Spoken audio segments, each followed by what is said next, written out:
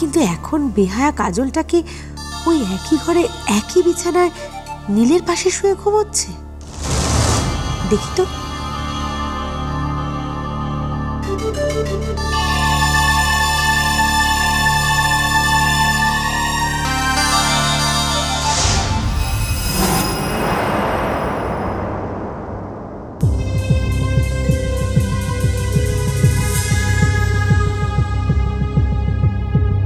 কাজল,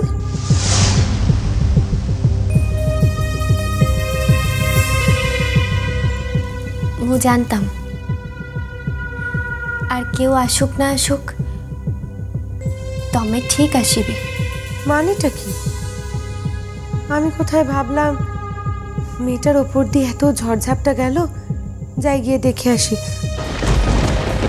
দু চোখের পাতা এক করতে পারলো কিনা। আর তুমি সেখানে। ମୁଁ তো ভালো কথাই কহিলি ভূমি দিদি। এই ঘরটাতে তমে হলো মোর সবু চাইতে আপনজন, মোর দিদি। স্বীকার করো আর নাই করো, আমাদের দুজনের শরীরে তো একই রক্ত বইছে। তমে মোর কথা ভাববে না তো কে ভাববে কুহ? ও মেয়ে, বড্ড চ্যাটাং চ্যাটাং কথা বলতে শিখেছো তাই না? তুমি কি ভাবলে আমি তোমার মতো হাঁদা গঙ্গারাম? আমি তোমার বেকা কথার পাশ দিয়েও যাব না। বলো কোন কইবে? আমি তো কিছু বলতে আসিনি কাজল। সত্যি তো, এরকম একটা পরিস্থিতিতে একটা মানুষের কি বলার থাকতে পারে বলো তো? আচ্ছা কাজল, আজকে যদি আমি তোমার জায়গায় আর তুমি আমার জায়গায় হতে, তোমার মুখ দিয়ে কোনো কথা বেরোতো? বলো।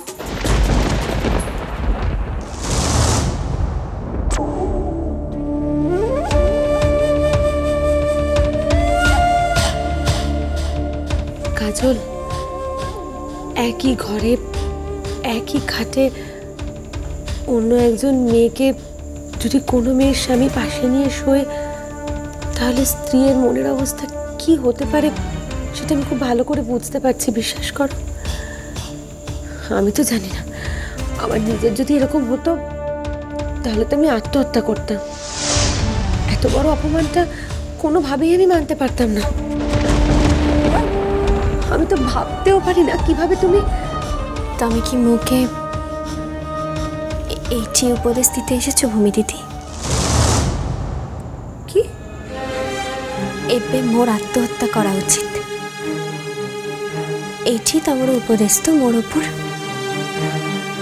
এমা, ছি ছি ছি ছি, এসব কি বলছো তুমি? আমি কি তোমাকে তাই বললাম নাকি? দেখো কাজল, প্লিজ তুমি কিন্তু আমার মুখে কোনো কথা বসিও না। জানোই তো এইসব কথা নিয়ে পরে কথা চালাচালি হবে। আমি তো তোমাকে জাস্ট এটুকু বললাম যে আমি আমি হলে কি করতাম, তার মানে তো এই নয় যে তোমাকে আমি।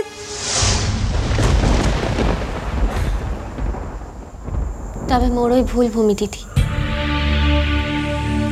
ভুল বুঝেছি তোমাকে।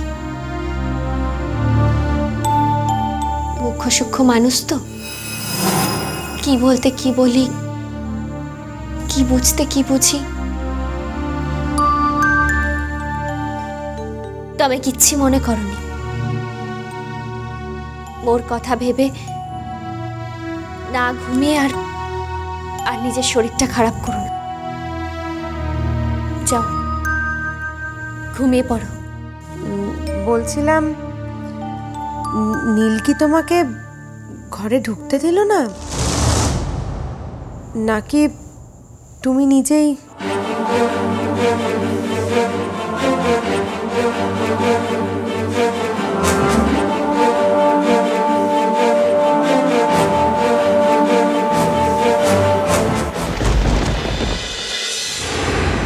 রাত তো প্রায় শেষই হতে চলল, তাই ভাবলি একটুকু সময় আর না ঘুমিয়ে বরং বরং এই কাজল, তুমি কি প্ল্যান করছো বলো তো? কাল সকালবেলা চলে যাবে নাকি? কুয়ারে। কোথায় তা তা আমি জানবো কি করে বলো? হয়তো মনের দুঃখে তুমি কাল ডিঙাভাসি ফিরে গেলে। মোর কি কুয়ারে যাওয়ার জায়গা আছে ভূমি দিদি?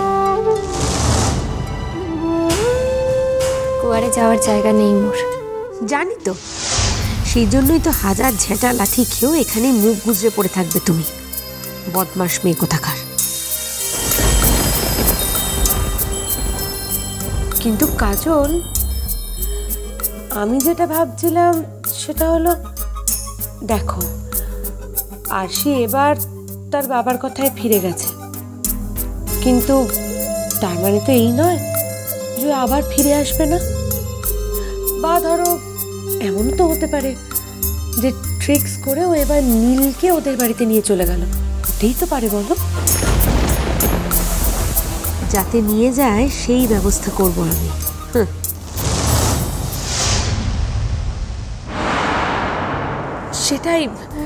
সেটা ভেবেই ভয় পাচ্ছিলাম আর কি। তোমারও কিসের ভয়? বারে, তোমাকে নিয়ে ভয় আছে তো আমার, আছে না? না ভূমি দিদি, এতে ভয় পেও নি তুমি। আর ভয়টা জানো তো খুব ছোঁয়াচে, বলা যায় না। তোমারও থেকে এই ভয়টা আবার মোর ওপরেও ছড়িয়ে যেতে পারে।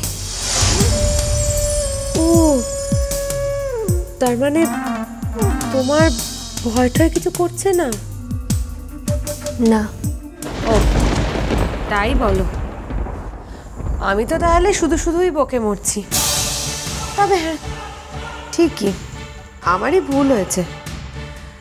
আমার অনেক আগেই মনে রাখা উচিত ছিল যে তুমি অন্যান্য মেয়েদের মতো নও।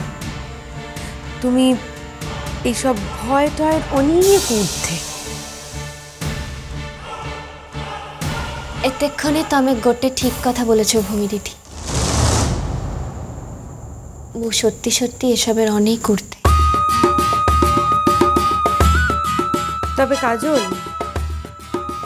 বড় হয়ে একটা কথা বলি, কথাটা মনে রেখো। এত অহংকার কিন্তু ভালো নয়। অহংকার? তাই তো, অহংকার তো দেখাচ্ছ তুমি। তা না হলে ভাঙছো তবু মচকাচ্ছ না। তুমি তো আর সস্তা মেয়ে নাও বাবু, তোমাকে চিনতে আমার।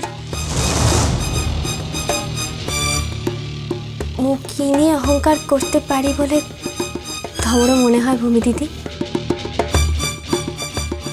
অন্তত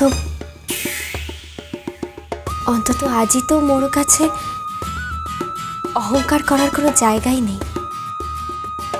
তাহলে একদিন অহংকার করার মতো পরিস্থিতি থাকতে পারে বলছো?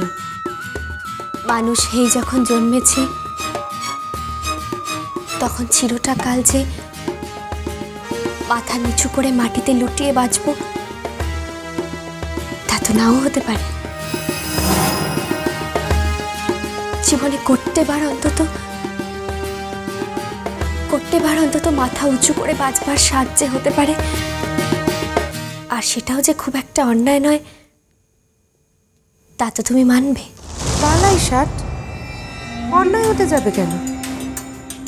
কিন্তু তুমি যে কি করে কি হবে তা আমি সত্তরে জানি না ভূমি দিদি। আর আমি কারোর সঙ্গে পাল্লাও দিতে চাই না। আমি শুধু আমার নিজের মনের ইচ্ছের কথাটা বললাম। আচ্ছা কাজল, যা ঘটে গেল তারপরে তুমি নীলের সঙ্গে সম্পর্ক রাখবে?